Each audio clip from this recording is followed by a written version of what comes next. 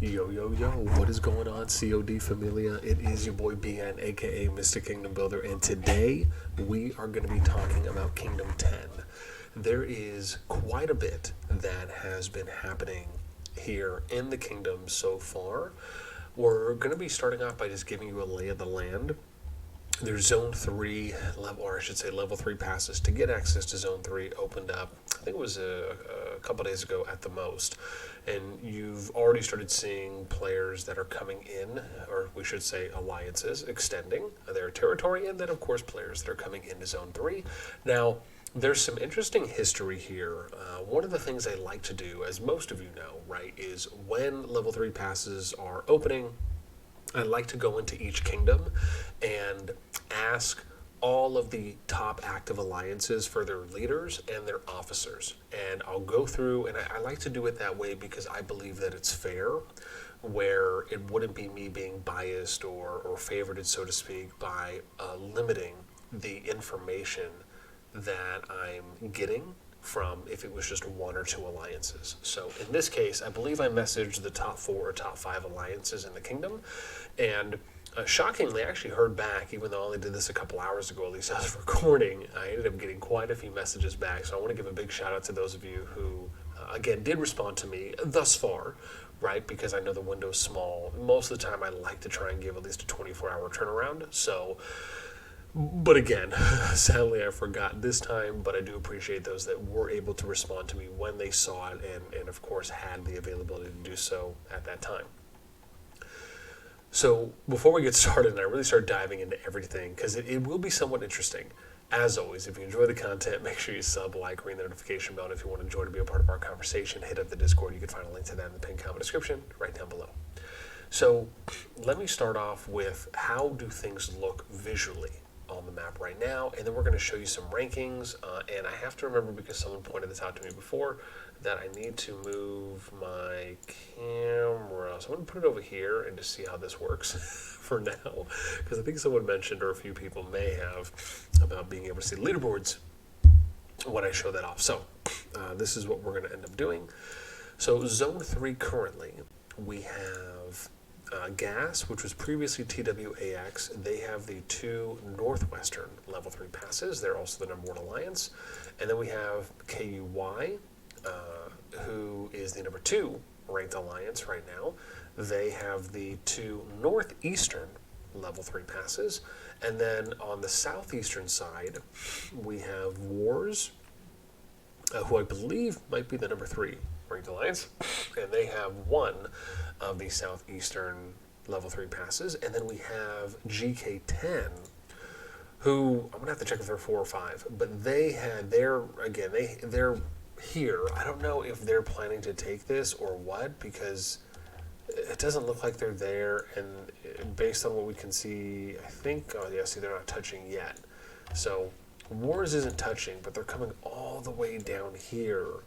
And I'm not sure if maybe they're just going to the pass to connect, so they have it, or if they're just going here to kind of block off and take one of the bridges.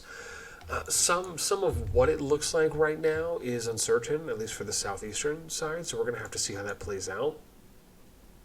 It is pretty obvious, at least in this position, that when you're coming through this gate, you have to go south through the mountain pass in order to get across, because there's the only other way you could do it. Let me see if there is. Yes, see, you could go here. So this is the only other way, right? You have this tiny choke point right here that is, again, between, right, west of the centered magma daemon or east of the flame dragon. So again, it is a route they could. Well, actually, hang on. Let me double check on this. Yeah, they should be able to make this, right, if they were to go. Let's see real quick. Yeah. You might be able if they went like this way. Let me see here. I have to make sure I'm looking at all this correctly. Oh, that's pretty cool. I didn't realize that they might actually be able to get up there. So, yeah, because you can see someone going all the way through, and that kind of takes them to the northern pass. Yeah, but I don't want them to do that. I mean, I guess they could technically. Yeah, see, I want them. Oh, so see, they can. Yeah, so see, they can make it through here. Oops, hang on. We actually have to find where the point is. Yeah, so see flag there. Oh, dang, I think this is the one where they actually will have to go all the way around. Oh, no, they wouldn't. So they could do it. Yeah, so see, there you go. Yeah, you could actually go up here if they wanted to go that way, and then they could go east through the choke point here at the pass. Otherwise, they'd have to go south around the mountain range. Okay, so now let's do this. Before I start telling you guys about some history, let's look at how the ranks look currently. So at the moment, you pretty much have a big spread here between 1 and 2, right? You're talking 26 mil so far, just based on how the ranks look. And this is just off personal power.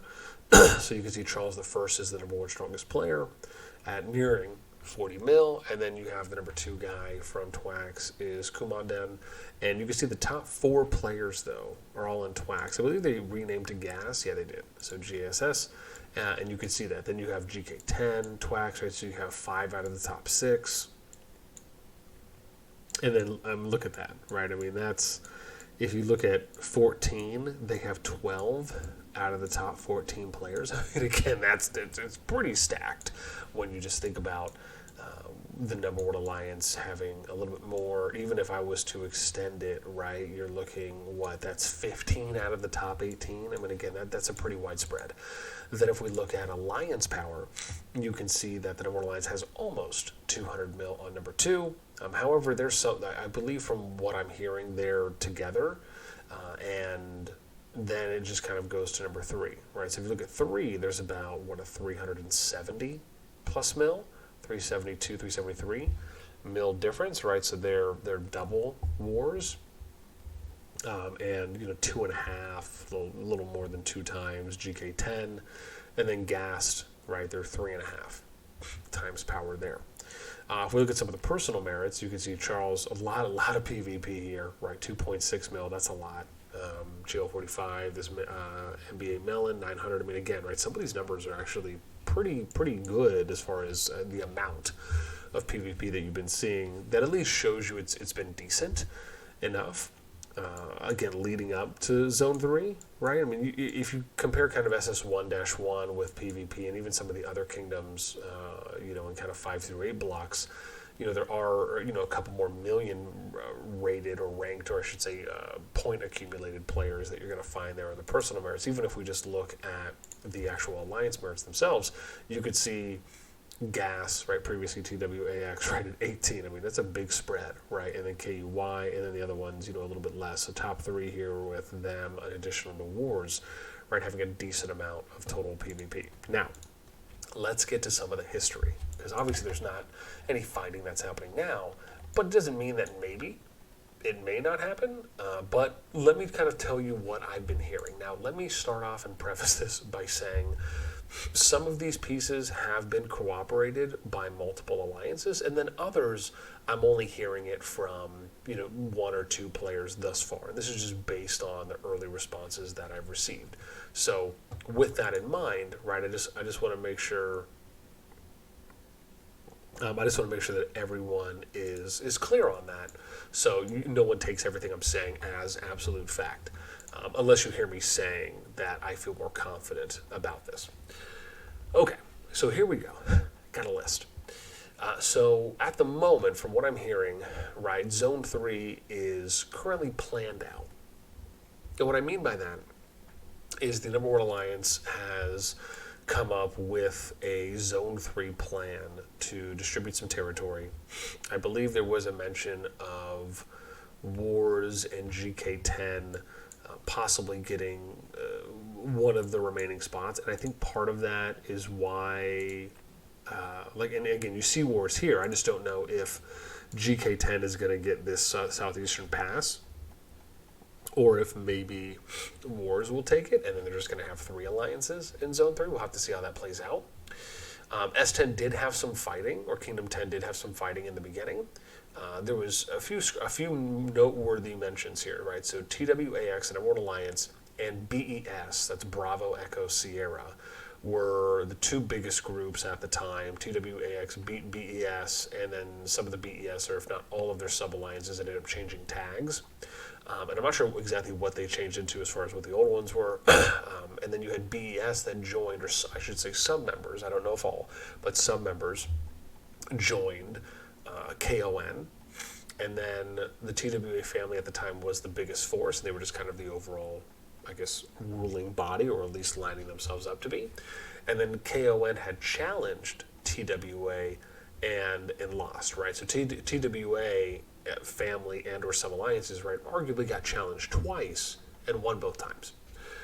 And then we get to now where you have GK10 and War had received some members from KON, right? And then Wars and GK, I had heard, may have wanted to merge or possibly combine in some way. And then again, either some members or someone from TWA, at minimum, I don't know if there's anyone else, pretty much said no, just don't do that, or hold off, and that they also hopefully wouldn't fight for that last spot in Zone 3 that I had mentioned as well. Again, I don't know why they would, if so. And then we had kind of some of the early parts here, which was that TWX, TWAT, TWAL.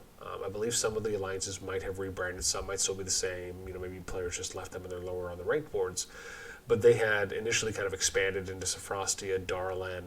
Some people said that they had, destroyed or attacked some other alliances along the way. I don't know if that may have also been the case with BES and or KON at the time, because again, I don't know the history. I can't even speak to that part as well, as far as them if they attacked anyone else, right? I heard from a few people that they expanded into those territories, so that seems a little bit more accurate-ish, if you will. And then the last one, right, is just that, like I haven't mentioned, right, that GAS, previously known as TWAX, right, kind of decided the Zone 3 plan. I had some players that had mentioned Charles, the number one player, spending, a couple grand, depending on how much. I mean, again, I would say based on where we're at right now, the power he's at, that probably more or less just makes sense, even if we're just guesstimating. And that, again, I don't even know, how other alliances feel about the mapping. Again, I've heard some people say that it was fair. I've heard some other people say that, it's, just kind of having to go with it because that's just what the number one alliance is giving as far as territory distribution. But now let me kind of get to, my thoughts on everything thus far for what I'm seeing. Without knowing, and I have to preface this part as well, right? Without knowing the accurate full history of what has happened, that factors in, right? Because who knows if maybe there's some bad blood, maybe there's some trust issues, right? There's no way of knowing that part and or those parts. When I look at this at face value, I think to myself, well, right, this is part of the challenge, is that when you're in a kingdom and you have, let's just look at alliance power for a moment. When you're in a kingdom and you are trying to figure out ways to keep that kingdom as healthy as possible, I mean, you arguably have, let me see real quick. I mean, I would say, I don't know how active KUY is. I mean, the power is a little bit low. I mean, I would safely say you have 4 active alliances here, right? As far as healthy, active, because you got, again, 127 over 143. That's, 16 spots that you still have available, and then you go into the number 5 alliance, and you have 2 spots available, right? So I would say 4 healthy, 5 if you want to push it and extend it to gas when you're looking. So, whether or not you bring 4 or 5 alliances into Zone 3 with you, to me, my overall thought is, trying to keep as many alliances active and alive as possible is always going to benefit more in the long run than in the short, in my opinion. But that's, there's always an asterisk there, right? Because it depends, are you able to? What's the relationship like? Is it something where you can trust those players? Or maybe it's just the leadership, right? Most of the time, usually when it kind of comes to trusts or in diplomacy workings, it usually boils down to, well, how is that management team? How is that alliance's management team versus another, right? Are there any bad apples or individuals that are just like stirring the pot? They just like causing drama. Maybe they'll go and poke or attack some farmers here or there, and it's just kind of a small nuisance. Those are things that can happen, right? Just to name a few. So when it comes to Kingdom 10, again, it's even for myself, not knowing, those types of interpersonal relationships and what the history of those relationships are, unfortunately I can't speak to. But what it does seem to me is that from what I've surmised so far, it's kind of GASS or GAS and KUY, kind of almost like indirectly versus Wars and GK10, and then, wherever GAST lies, and then any others. At least for how it kind of like looks to me, from my interpretation. And so again, it will be interesting to see how Zone 3 plays out over the next couple of days, maybe the next week. Maybe we'll see some PvP, maybe we won't, and it'll just be kind of smooth sailing. One of the things that I know I saw them talk about was wanting to try and, some information that players had shared with me, was them wanting to try and basically slide into more of a development state right now, leading up to eventually when Kingdoms 9 through 12 will merge into, most likely, if it'll be SS1-3, because Kingdoms 5 through 8 will most likely be SS1-2, right, if the numbers still play out the exact same way. So yeah, it is, right, to me, Kingdom 10 is interesting because it almost feels like there's just tension building, so to speak, right? Even though we're not seeing any PvP and, public declaration of fighting, it does kind of feel like you can cut the tension with a butter knife, right? That age-old expression. And again, hopefully they're able to work things out, just depending on how it is. Again, like I said, this is just my perception of it for what I'm looking at visually, along with what I've heard from a few people. And even though I can't, like I said, right, completely authenticate and verify the sources, right, all I can really do is kind of just go off trends and, am I getting consistent responses on one way or another? But for the most part, we will just have to kind of see how things play out. What I will say, however, is that if you are someone from Kingdom 10, if you know a little bit about what's going on, please let me know in the comments down below. In addition, right, the community loves to read these. I love being able to spotlight kingdoms and let others know how things are going, because I think it just shows great diversity in allowing the community to see that not all kingdoms are going to be the same. The way that kingdoms can play out going into Zone 3 can vary, right? Even though they might have some of the similar end games or similar trends that you see, the way that we get from A to Z can be vastly different. And I think being able to show that off to you, the community, is vastly important, because it hopefully